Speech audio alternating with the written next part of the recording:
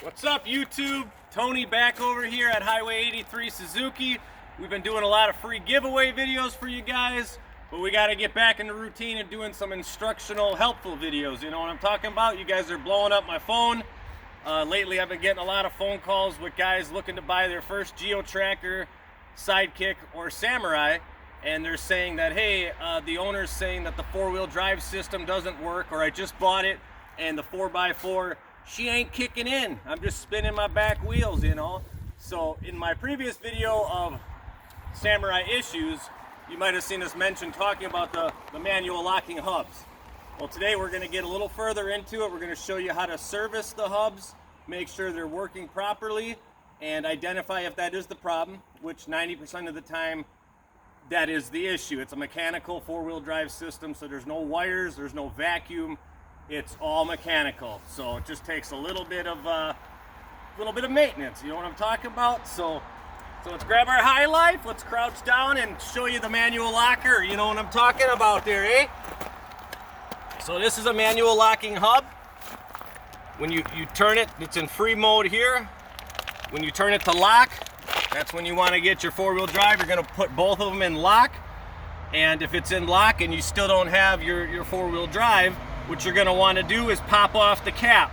Now on a Samurai, you got all 6 10mm bolts. If it's a Sidekick or Geo Tracker, it's going to be Allen head bolts. I hate the Allen head bolts. They strip out a lot, but hopefully yours are not too bad. Otherwise, you got to hammer and chisel them to get them off. But Samurais are the way to go, 10mm. So we got our impact gun. We're going to pop off our cap and see. I know what this one looks like because this is my rig. You know, I take care of this, but I'll show you what you might be getting into. So you're going to blaze off your 6. Make sure you don't lose those puppers. Okay, so you're going to take now this is where you're taking your hub off. If you feel a bunch of resistance, then you know she's probably stuck. If you drive through a lot of water and there's not a good seal, water gets in here and causes rust. Rust will rust the gear to the hub and just cause terrible things. Otherwise, if there's old grease, it's going to be cruddy. And this gear, this is what you want. This gear might be stuck inside of here. It could be too much grease, old grease, rust. All those things will cause this gear to stay lodged in there. So what you want is when you turn this to lock, this gear should come outwards. You see how it came out? That's what pushes in and locks your front axles in for the four-wheel drive system. So if it cannot push in, you're not engaged. Not engaged means it ain't gonna work. You know what I'm talking about? So what you gotta do is take this apart, see where you're at. If it looks like this, well, you're looking pretty good. But a lot of times here's a broken one I got on hand. Now this one, when I pulled the cap had so much resistance that the spring popped off, and you got this gear here is actually lodged inside, rusted tight. So this one you'd have to soak with penetrating oil for overnight at least, maybe put some heat on it, tap on it. This one's gonna take some work to get your gear pulled back out. Once it's out, you're gonna have to sandpaper, emery cloth, clean up that gear all the way around the gear, make sure there's no rough edges.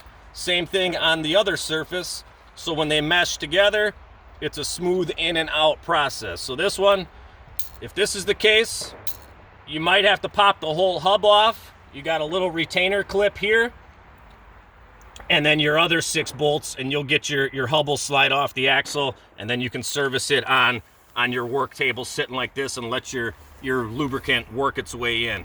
Otherwise, hopefully it's not as bad as this. Sometimes you're just gonna have to wiggle it, get it out, and it'll work its way out, and then you can clean everything up. So this is what you want. You want to be able to turn the knob, the gear to come out nice and freely.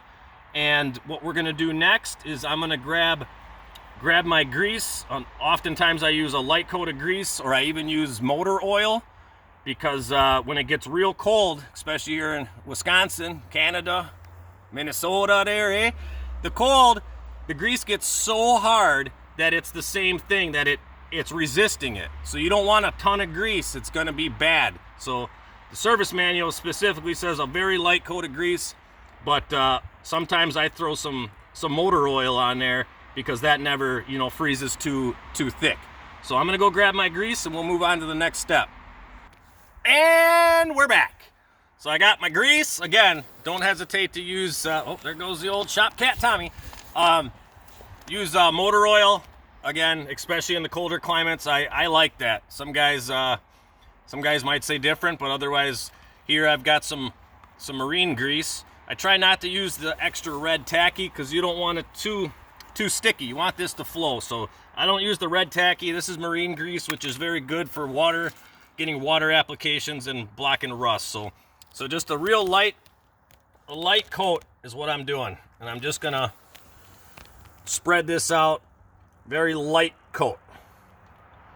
I know, guys, there's this dude named Brian Van Winkle. This dude takes a big old foot, just a baseball fist, and just blop, and he swears by it, and I ain't jiving on that, Winkle. We'll see if you watch these videos, because you're going to be calling me out for calling you out in the video, but I don't like that technique. I don't like it at all. It's not how you do it, Brian. Don't be doing that. So, okay, very, very light coat, as you can see. Get a little bit on the inside. This one already had some grease on there, so now we have our nice light coat. And what I like to do from here is put it in and work it back and forth. And then I'll take now you're lubricating the inside of there. So then I'll come back, I'll hit up one more light coat, and then I'm gonna put it back together. So you're gonna have to line up. There's a little tooth as you go through here. There's no tooth, no tooth, tooth. So when you come onto the hub, there's tooth, tooth, no tooth. So you gotta line up the no tooth with the tooth on here. That's gonna slide right on in there. Now we're gonna put our bolts back on. Now you're gonna wanna do this about once a year. If you drive through watery passings or big slush puddles and all that, more often. The more you go through water, the more you wanna service them.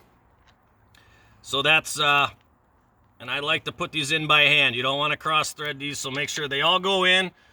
And then we're gonna work our knob back and forth. Work that knob. That's awesome. So then you're gonna be good to go. You're gonna do the same thing to the other side. You're gonna service both sides. Then we're gonna go on to the next step. You know what I'm saying? I'll be right back. What's up, guys? We serviced both hubs. We locked them in. There's nothing left to do but drink a High Life and take her for a spin, baby. So, thank you guys for watching. Today's Thursday. Tomorrow we're going to do a free giveaway. Make sure your notifications are turned on. You're subscribed to the videos. And as always, shoot us a text. Let us know what else you want to see. But till then, Rambo and I are out of here. Thanks for watching, guys.